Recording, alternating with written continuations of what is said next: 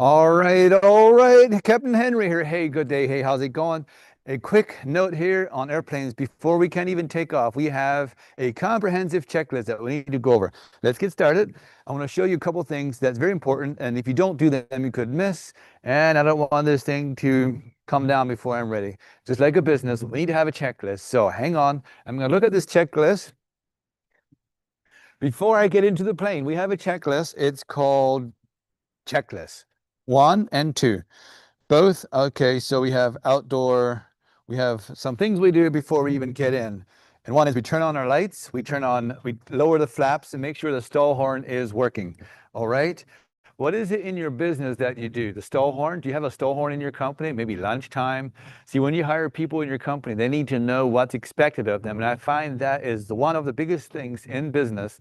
People say, well, I didn't know I was supposed to do this. Anyway, we got a checklist. So before I even get in this thing, I have a checklist to make sure it is safe and the wheels are not blocked and the oil is, one of the things is check the oil. So we have, why do we check the oil?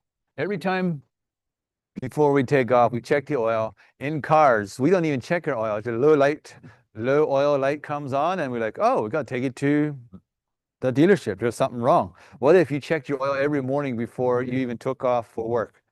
Hopefully we don't have too much wind here. I hear a little bit of wind out here at the airport. Beautiful Holmes County. What an awesome day.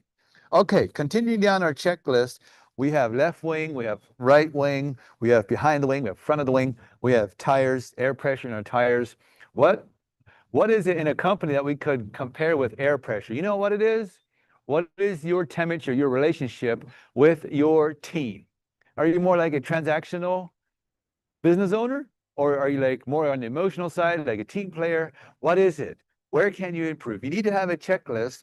So you go down your checklist every week, one-on-one meetings once a month. Do you have employee meetings? Do you like drop in to each person's office every day, or a manager at least does that? Do you ask the people, do you have any questions for me today? And also, each person needs to know what they're supposed to do. But then if you don't have a checklist to go down and see if it got done, they will assume that all got done. We know it doesn't. In airplanes, after everything is done, we go back inside. I can't get inside today because you couldn't see me. Very good. So inside, I'm sure you want to see the dash. It's beautiful. We have all these buttons, gadgets, all these whistles and bells, whatever it is. And everything comes up on a little side panel right there. If anything that goes wrong, a little light comes on and tells me what's going on. What's very important is that the engine runs well. So we do a little speed up, a run up, they call it, before we take off. And then it has two voltage meters, one for the left side, one for the right side. The spark plug has, anyway, getting way too detailed here. So again, it's taking not the temperature, but this time the voltage, making sure it is charging the way it should. And then when we take off the runway, we have to go at a certain speed before we can pull back and it wants to fly. If you pull back too soon, it doesn't want to go. And if you pull up too soon, it's just going to drag with the tail way down, the nose is up. It doesn't want to go. It's not going fast enough. It needs enough of speed. In business, people want to like grow really fast. We all do, right? And they want to like start lighting off the runway and they're not even going fast enough. They don't have enough momentum. Like it's hard to grow a company without momentum. There are some products that we sell that are very seasonal and it's very hard to get it started. And then boom, the year is over. For instance, there's some coating projects some of the commercial roofers are using these days, and they might have a 6 month, maybe 5 month window, and it's over at this time, at this area in Holmes County, Ohio. Now, if you go further south, you can use it more year round. All right. And if we continue our checklist of taking off the runway, we have a certain speed we know.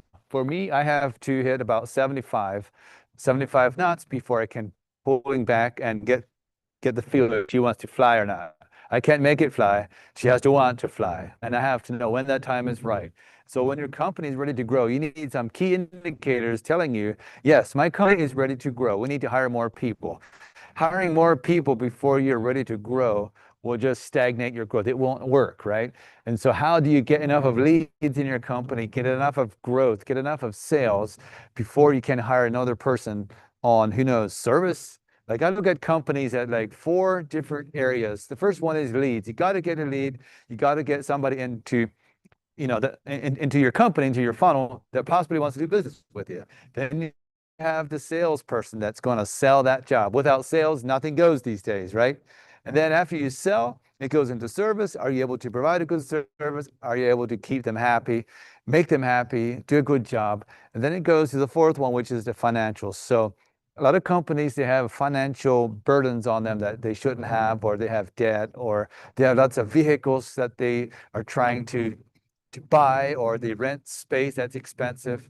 All of that has to go into a factor. When am I ready to hire? Do you know your key number, what it should be before you hire another employee? I have one for you right now. If you want to write this down, this might be the best number that you have.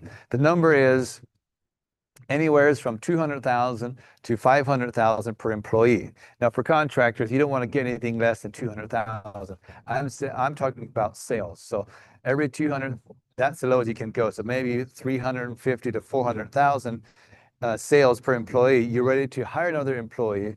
Now it's going to drop down because you take your annual sales or your monthly sales, you divide by your employee, and that's your key indicator. All right, hope that helps somebody. Yes, I have been flying for over 4 years, probably my 5th year here pretty soon.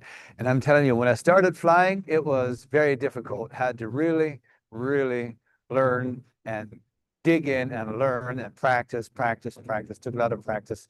Today, I still have training to do. I have a training window of so many procedures in 6 months, or I'm no longer legal to fly IFR, which is your instrument rated pilot.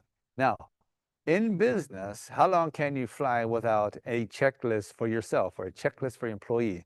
See, here's what a lot of people don't realize is it's hard to scale because you have to give up the things that you like to do. You may not be good at, but you like to do them. And so if you can't grow your company, you can't scale, you can't sell, right? You always be like an employee of your company, but with a higher pay and then a higher level of leadership, hopefully. And so that's another thing that we need to know. What is it that you need in your company for leadership? That's another big checklist. All right. Well, I'm not going to continue too much longer. I just want to say you need to have a checklist. So we have both. You can take a picture if you can see it well. I don't know if you can see it or not. This is one side. This is the other side. And all of these we go over before this is my outside checklist. Once I'm inside, I go over this one. I go over this one. Everything looks good. We roll out to the runway and we do our things. And then we look at this checklist. Yep, we got it done. And just before taking off, one more look. Bang, bang, bang, bang, bang, bang. Because if I fly into the clouds, I don't want to be guessing. I want to know, where's my nose pointed? How steep am I climbing? How soon can I put it into the autopilot and just fly hands free? That's what you're looking for, autopilot. To get your business on an autopilot, you need someone that is a pilot. You need someone that can help you pilot your company. And hopefully that would be me. I am talking to home professionals, home service providers. That's the contractors I am talking to. If you have a home service company, you go out to the house, sell roofing, gutters, siding, landscaping, plumbing, heating and air conditioning, interior remodeling. I have something for you. I can show you how to put systems together that will grow your company, keep things in the right, proper perspective. You have a dashboard. You can see what's going on. You know what your numbers are. You can move your jobs over left to right, and boom, you won't ever miss a job. It's impossible. It is not impossible, but I'm next to impossible to miss a job. How many jobs did you miss because you never kept really track of it? How many people didn't you call back because, oh, I kind of forgot about that? See, all that's in a system, and other contractors don't have systems in place. They don't have systems and procedures. They don't have SOPs, standard operating procedures. They have no checklists, and yet they say, I need help. I want to grow my company like you. I would love to help you. Reach out to me if you're interested. But today, before we close, make sure if you take away one thing from here, checklists, SOPs. People need operating procedures. They need to know what they are supposed to do before you can hold them accountable. Accountability is key. Guess how the easiest way is to hold somebody accountable? That is checklists and reporting. If you can track anything, you can improve anything. Very good. Hey, hope you all enjoyed it. I have to go now. We have to fly. We have to not fly by the seat of our pants. That hurts very much. Too many businesses are flying by the seat of their pants. Yeah, know of other people, they tell me, I don't know, I just fly by the seat of my pants. But then they wonder how I have done it or how I could help them.